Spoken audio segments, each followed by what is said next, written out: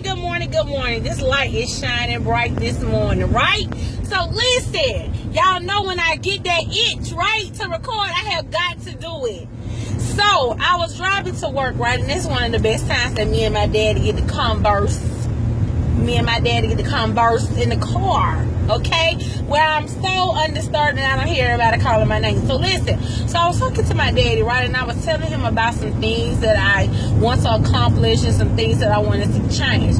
And I'm gonna believe, I'm believing and receiving that. I heard him say, look here, daughter, I need you to catch this revelation.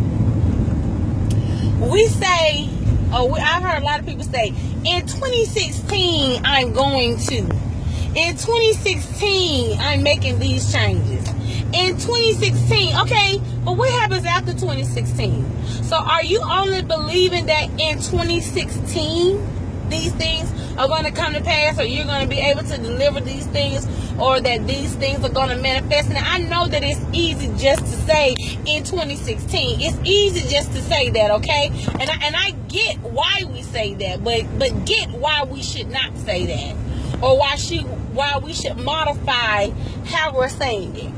Because what we want the thing to do, or the blessing to do, or the decision that you're making, or the better lifestyle that you want to live, to supersede 2016. So from this point forward, from this moment forward, going forward, from now on, you want to use words that are showing a continuous blessing, a continuous growth.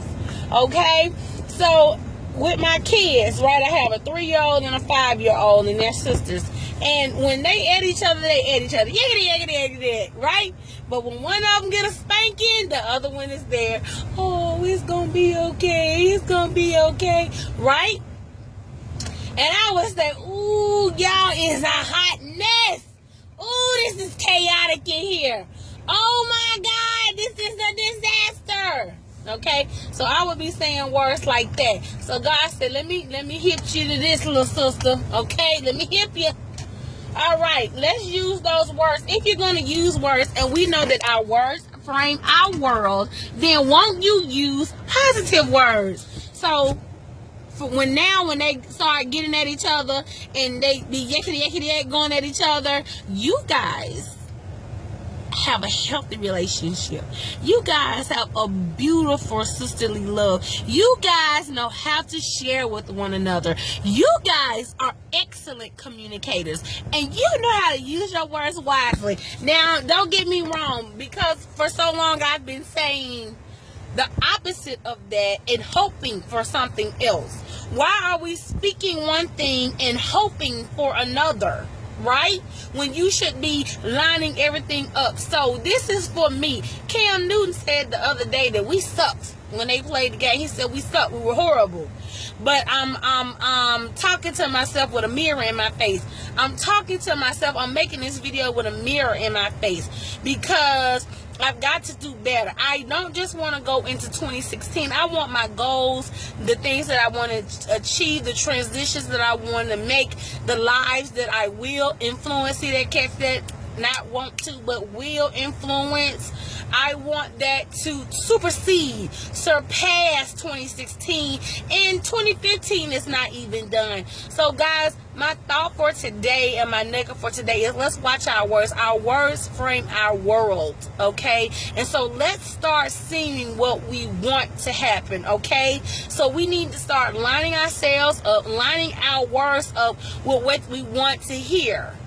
And when things and people are not in line with what God is telling you and what you see and know the vision to be that God has for your life, then it's time to do some rethinking, some reevaluating, some resituating. And a lot of times, if we don't know how to make that change, God will make the change for us. They'll stop calling. They'll stop coming by. They won't invite you to the girls' night out anymore. They won't. You'll look on Facebook and you'll be like, man, I ain't in that picture. And it was like, man, we didn't invite you. We thought, nah, you ain't. Until stuff, you're gonna be like, nah, you ain't thought nothing. But listen, when you're declaring and decreeing some things, sometimes we don't even have to say it out of our mouths, because God hears us. He hears us, not just what we say verbally, but the thoughts that we think. You know, he's concerned about every single area of our life. And so, guys, that is my prayer going forth, that we learn how to use our words, and that our words begin to line up with our actions. All right, guys, till next time.